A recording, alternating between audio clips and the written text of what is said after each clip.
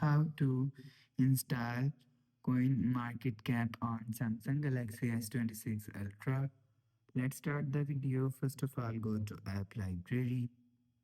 Here, click on Play Store app. After click on Play Store app, click on Search and click on Keypad and search Coin Market Cap. And if you want to install CoinMarketCap, click on Install. After click on Install, you will see your CoinMarketCap is installed.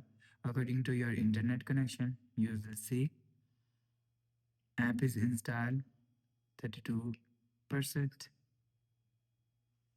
After the process, you will see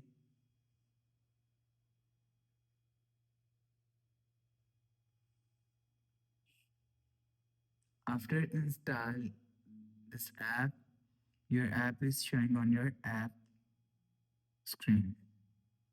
After the process, go back to home screen. So that's how you can install CoinMarketCap on Samsung Galaxy S26 Ultra.